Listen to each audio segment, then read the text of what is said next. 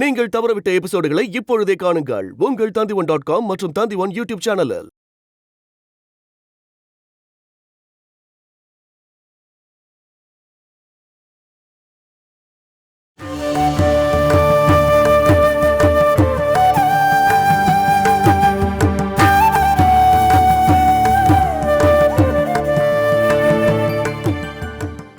மகி என்ன கிளம்புறாரா? போயிட்டு வர.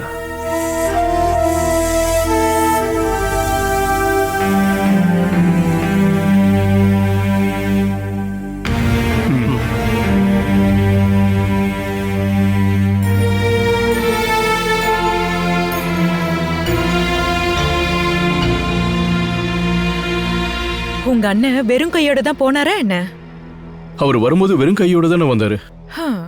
இல்ல, உங்ககிட்ட ஏதோ கேக்குறதே என் காதால கேட்டனே, அதான் கொடுத்து அனுப்புனீங்களோன்னு நினைச்சேன். என்னது? மன்னிப்புதான். அதான் கேட்ட உடனே கொடுத்து அனுப்பிட்டீங்கல்ல.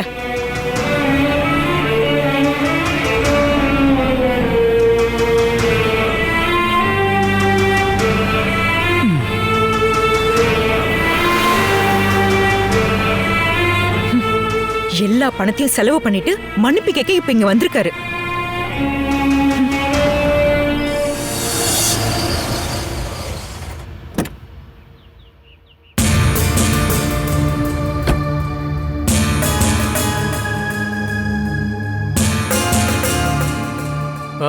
என்ன சந்திரா, சீக்கிரமா வந்துட்ட? போற வழியில ராஜுன்னையும் கூட்டிட்டு போகணும் இல்லையா? ஒருவேளை அவர் ரெடி ஆகாம இருந்தா? ராஜுலாம் ரெடியா தான் இருப்பான். நான் இந்த ட்ரெஸ்ஸை மாத்தினாலே போதும். அப்புறம் நீ பிரேக்ஃபாஸ்ட் சாப்பிட்டியா? சாப்பிடலன்னா இங்கேயே சாப்பிடு. ஐயோ வேணாண்ணே, சாப்பிட்டு தான் வந்தேன். சரி, அப்ப இப்படி உட்காரு, நான் இப்போ உடனே வந்துடுறேன். அண்ணா ஒரு நிமிஷம். கிருஷ்ணாவை பாக்குறதுக்கு நம்ம 3 பேரும் போறோம் அப்படின்னா அவ என்ன பண்ணுவான்னு தெரியாது இல்லையா? நாம ஒரு வேலை பண்ணலாம். மணிமேகலையும் கூட்டிட்டு போனா என்ன? அவ நம்ம கூட வந்தா அது நமக்கு நல்லது. கிருஷ்ணாவோட எப்படிப்பட்ட தாக்கத்திலையும் தடுக்கிறதுக்கு ஒரு கேடைய மாதிரி மணிமேகலையை யூஸ் பண்ணிக்கலாம். அவ தனியா வரணுமா? தனியா வேண்டாம், ராகுலும் வரட்டும். அவங்க 2 பேரும் நம்ம கூட வர்றதுதான் நமக்கு நல்லது. சரிதான், அவங்க நம்ம கூட வரட்டும். அதுவும் சரிதான். ராகுல், ராகுல், மணிமேகலை முன்னாடி வச்சு கிருஷ்ணா நம்மள அந்த அளவுக்குலாம் இன்சல்ட் பண்ண மாட்டா. அப்படி பண்ணா இவன் முன்னாடி கிருஷ்ணா சீப்பா தெரிவார்ல. அதனால இவ்வளவு நம்ம கூட வர்றது ரொம்பவே நல்லது.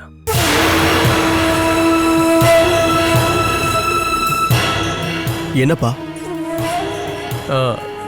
நீயும் மணிமேகலையும் சீக்கிரமா ரெடி ஆகுங்க. நாம ஒரு இடத்துக்கு போனோம். எங்கப்பா? தூரமா போகணுமா? எவ்வளவு தூரம் அளந்து சொல்லவா? அதுக்கு இல்லப்பா, அங்க தங்குற மாதிரி இருந்தா ட்ரெஸ் எக்ஸ்ட்ரா எடுத்துக்கணும்ல, அதான் கேட்டேன். ரொம்ப தூரம்லாம் இல்லை, மேலம் குளத்து வரைக்கும் தான். மேலே குளத்து வரைக்குமா? ஆமாம், அங்கே கிருஷ்ணாவை பார்க்க போகிறோம். அங்கே போகும்போது மணிமேகலை நம்ம கூட இருப்பா. கிளம்பு, சீக்கிரம் ரெடி ஆகிட்டு வா. நாம் உடனே கிளம்பணும். சரிப்பா.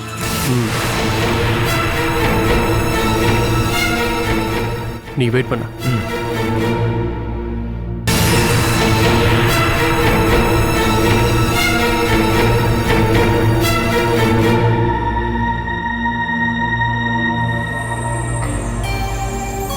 ஜித்து, நீ பிரேக்ஃபாஸ்ட் சாப்பிட்டேன்னு தானே சொன்ன? ஆமா பாமாண்ணி, நான் வீட்டுல சாப்பிட்டு தான் வந்தேன். இந்தப்பா, இது புடி.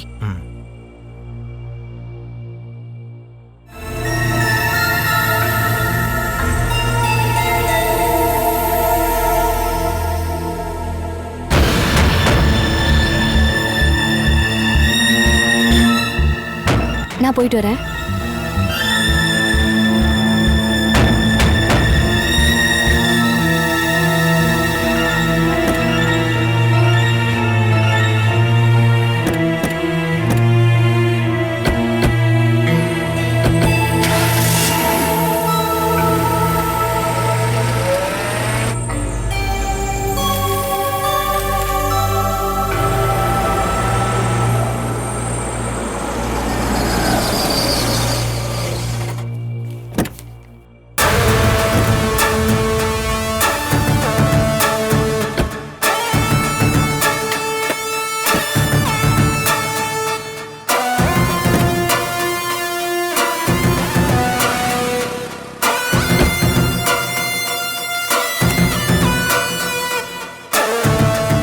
தரையில கால் வைக்கும் போது கால் உடையிற மாதிரி தோணுது. நடந்து முடிஞ்சதை பேசி பிரயோஜனம் இல்லை. வாடா. என்ன? கிருஷ்ணாவை பார்க்கணும். நாங்க அப்பாயின்மெண்ட் வாங்கியிருக்கோம். அதெல்லாம் வாங்கியிருக்கலாம். இந்த காரை காம்பவுண்டுக்குள்ள கொண்டு வரதுக்கு அனுமதி வாங்குனீங்களா என்ன? காரை உள்ள கொண்டு வர அனுமதியா? எதுக்கு? நாங்க உள்ள வரணும்னா காரை எங்க பார்க் பண்றது? இது நல்லா இருக்க.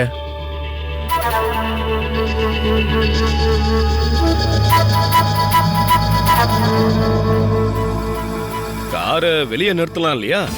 கிருஷ்ணா மேடத்தை பார்க்கறதுக்கு அனுமதி வாங்கிட்டீங்கிறதுக்காக நீங்க வந்த வண்டி உள்ள வரணும்னு அவசியம் இல்லையே. நீங்க பார்க்க வரும்போது ஒரு யானை மேல வந்தீங்கிறதுக்காக அந்த யானையை நாங்க உள்ள விட முடியுமா என்ன? நீங்க ஏன் இப்படியே பேசிட்டு இருக்கீங்க? இந்த காரை இங்க நிறுத்தினா என்ன பிரச்சனை? என்ன பிரச்சனை அப்படின்னு உங்ககிட்ட சொல்ல வேண்டிய அவசியம் இல்லை. இந்த இடத்துல நான் ஏகப்பட்ட கார்களை நிறுத்தி வச்சிருந்தேன், தெரியும்ல. இந்த வீடு என்னோடதா இருந்தது. அதெல்லாம் பழைய கதை. இப்போ இது மேலங்குளத்து ராமச்சந்திரன் மகள் கிருஷ்ணாவோட பேர்ல இருக்கு, தெரியும்ல.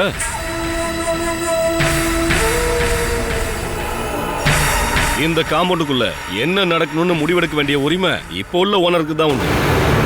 அந்த முடிவை பழைய ஓனர்லாம் எடுக்க முடியாது. நான் இந்த காரை இங்க இருந்து எடுக்கலனா என்ன பண்ணுவ? பண்றதுக்கு நிறைய இருக்கு. அதுல ஒண்ணு மட்டும் இப்ப சொல்றேன். நான் கால் பண்ணா 10 நிமிஷத்துக்குள்ள ஒரு ரெக்கவரி வேன் இங்க வந்துடும். பாரு, உன்னோட இந்த டப்பா வண்டியை தூக்கி வெளியே போட்டுருவாங்க. அதுக்கப்புறமா வண்டியை ஏதாவது ஒரு கிணத்துல இருந்து தான் தூக்க வேண்டிய இருக்கும். என்ன பண்ணலான்னு சீக்கிரமா முடிவெடுத்துக்குங்க. அண்ணனும் தம்பிங்கெல்லாம் சேர்ந்து சீக்கிரமா முடிவெடுத்துக்குங்க. ஒரு நிமிஷம் மட்டும்தான் நான் டைம் கொடுப்பேன். ஆரம்பிச்சுட்டான் அவனோட ஒரு நிமிஷத்தை. கஜேந்திரா, அந்த சாவி கொடு. அட குடுறா, சாவி தானே கேட்குற, கொடு. ராகுல், காரை கேட்டுக்கு வெளியே போய் பார்க் பண்ணிட்டு வாப்போ.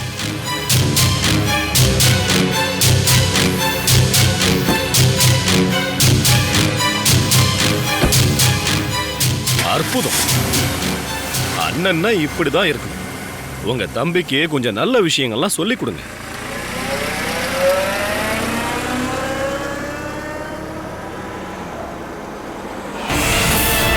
சரி, இங்கே இருங்க. நீங்க பார்க்க வந்த விஷயத்த நான் கிருஷ்ணா மேடத்துக்கு ஃபோன் பண்ணி கேட்டு பார்க்கிறேன்.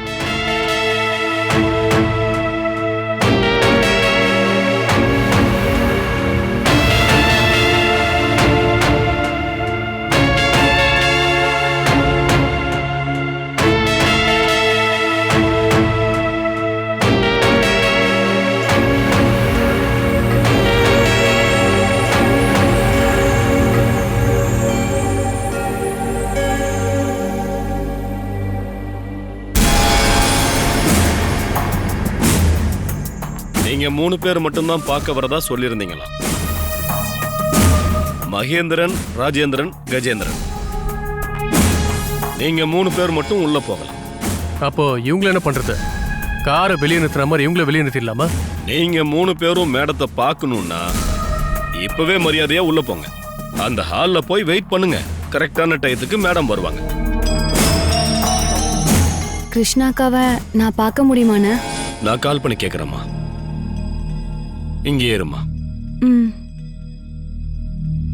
நீங்க 3 பேரும் உள்ள போறீங்களா இல்லைன்னா அந்த கார் மாதிரியே வெளியே போறீங்களா? சரி, வாங்க.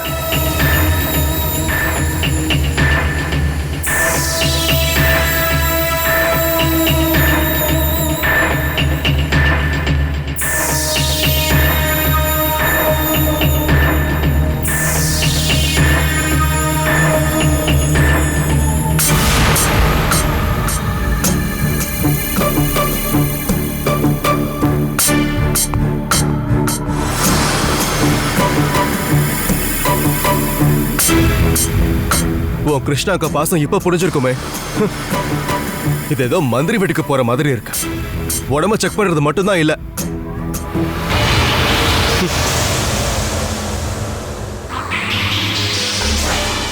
உங்க 2 பேரையும் மேல வர சொன்னாங்க. நான் வரமாட்டேன். அவங்கள பார்க்க விருப்பம் இல்ல. இங்க பாருப்பா, பார்க்கறதா இருந்தா உங்க 2 பேரையும் ஒன்னா வர சொன்னாங்க. புருஷனும் பொண்டாட்டியும் ஒன்னா தான் போகணும். வாங்க ராகுல், இங்க வந்ததுக்கு அப்புறம் தேவையில்லாம பிரச்சனை பண்ணாதீங்க. வாங்க.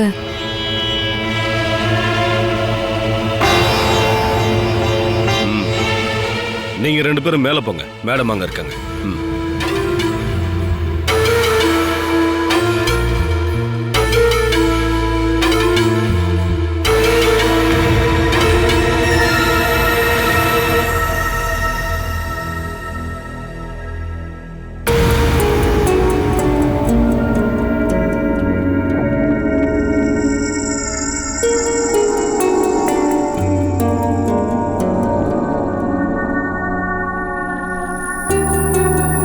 அவ வேணும்னே நம்மளை இன்சல்ட் பண்றதுக்காக தான் நம்மளை இப்படி உட்கார வச்சிருக்கா.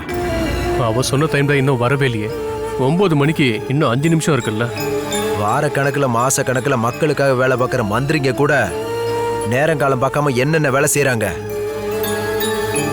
இவன் ராஜவம்சத்துல பிறந்திருக்காளோ? இல்ல நம்ம முன்னாடி பெரிய ஆளை காட்ட இவ பில்டப் கொடுத்துக்கிட்டு இருக்கா. அப்படியா? இவ பில்டப் கொடுத்தா நம்ம அப்படியே அசந்து போயிருவோமா என்ன? இவளோட பெரிய ஆள்லாம் பார்த்துருக்கோம். அப்படி இருக்கும்போது இவெல்லாம் இங்க வந்திருக்க வேண்டாம்னு எனக்கு இப்ப தோணுது. மகி என்னை கட்டாயப்படுத்தினால தான் நான் வந்தேன். இல்லைன்னா நான் வந்திருக்க மாட்டேன். எனக்கு மட்டும் பிடிச்சா உட்காந்துருக்க. எனக்கு இங்க இருக்கிற ஒவ்வொரு நிமிஷமும் நெருப்புல இருக்க மாதிரி கஷ்டமா தான் இருக்க.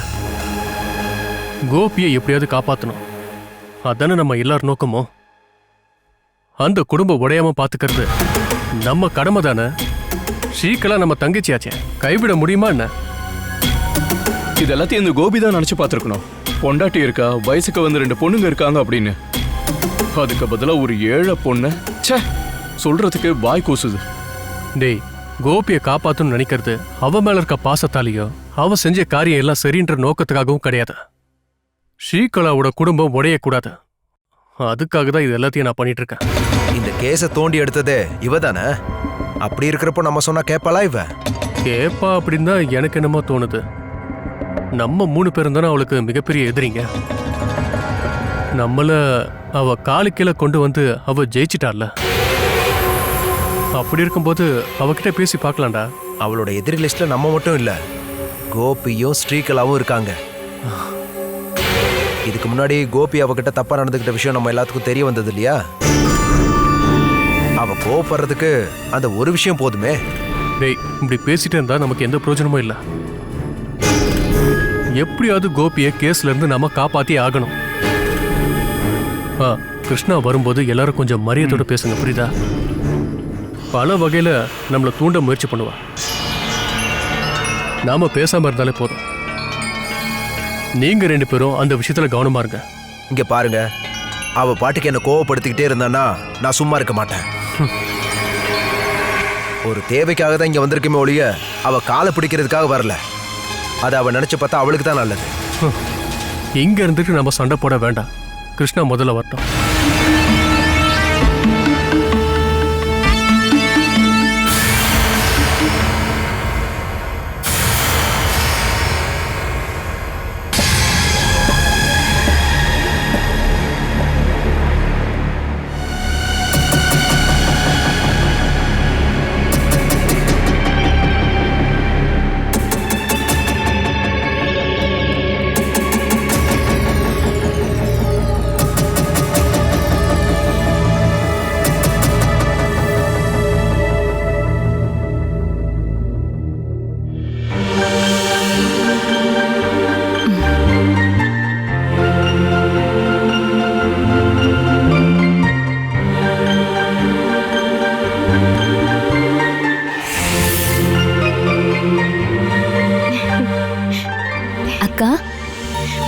மணி, நீ இப்ப கொஞ்சம் குண்டாயிட்டியே.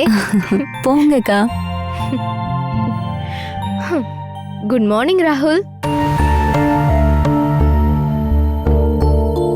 நீ இன்னும் மேனஸ கத்துக்கவே இல்லையா?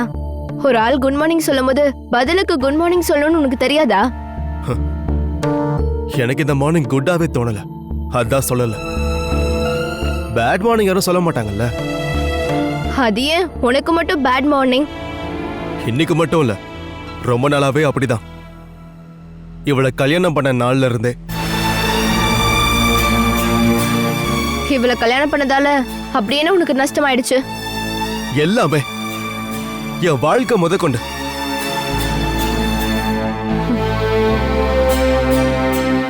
கல்யாணம் பண்ணதுக்கு அப்புறம் உனக்கு ஒன்னே ஒண்ணுதான் உன்கிட்ட இருந்து நஷ்டமாயிருக்கு, உன்னோட பேச்சுலர்ஹுட்.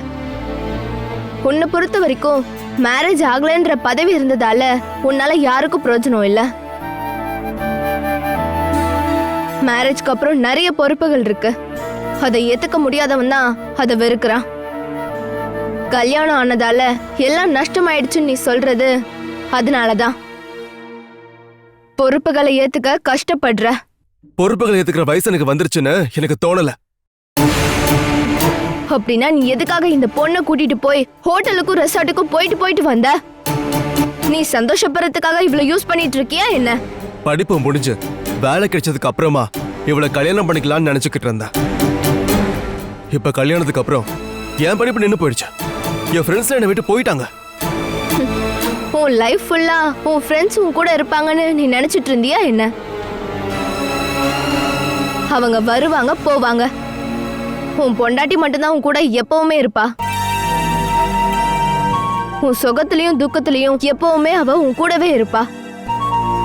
மத்த எல்லாருமே நல்ல நேரம் இருக்கும்போது நம்ம கூட இருப்பாங்க, கெட்ட நேரம் வரும்போது அவங்களே போயிடுவாங்க.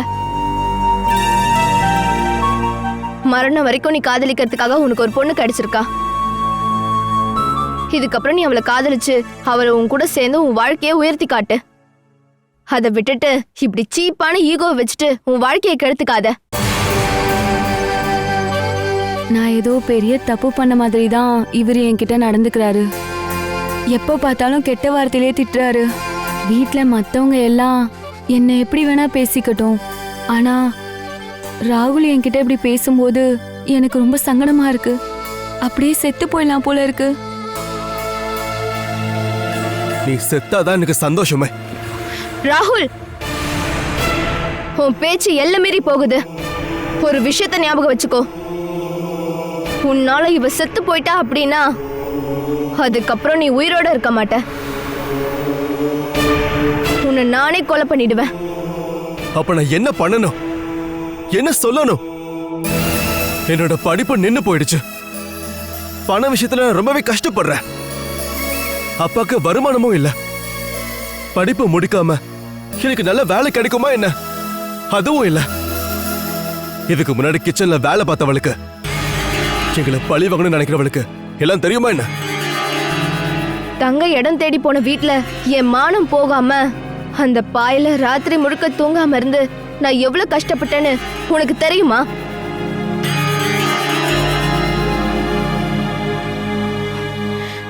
ஒரு அரக்க மாமிசம் சாப்பிட ஆசைப்பட்டதுக்காக உன் அப்பாவும் உங்க தம்பிங்களும் சேர்ந்து ஒரு 75,000 ரூபாய்க்கு என்ன விற்கலான்னு நினைச்சாங்களே, அப்ப நான் அனுபவிச்ச வேதனை உனக்கு புரியுமா என்ன? சகோதரியா நினைச்சு பாதுகாக்க வேண்டிய ஒரு பச்சை பொண்ணோட உடம்ப உன்னோட அப்பாவும் அவங்க தம்பிங்களும் முடிவு பண்ண விலை 75,000 ரூபாய். அப்படி இருந்தும் நான் அவங்கள பழி வாங்கலையே நினைச்சு நீ சந்தோஷப்படு. மேலங்குளத்துல இருந்த எல்லா ஆட்களையும் இந்த உலகத்துல இருந்து தூக்கி எறியறதுக்கு இப்ப என் கையால சொடக்கு போட்டா மட்டும் போதும். அது உனக்கு தெரியுமா? எதுக்காக நான் அந்த மாதிரி பண்ணலன்னு நீ கொஞ்சம் யோசிச்சு பாரு. வாழ்க்கையில மறந்து போன சில பாடங்கள் அது மத்தவங்களுக்கு கத்துக் கொடுக்கும்.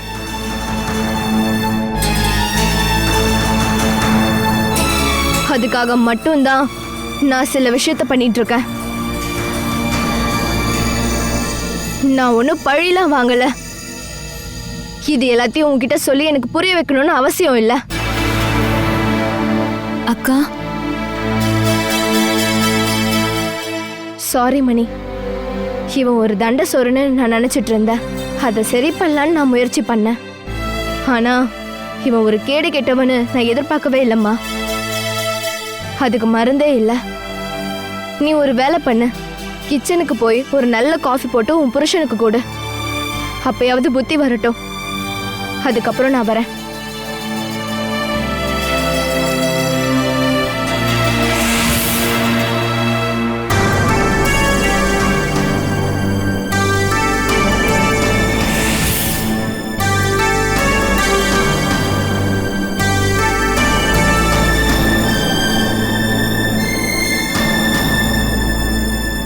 Catch us on TV, Tandivan.com, Facebook and YouTube.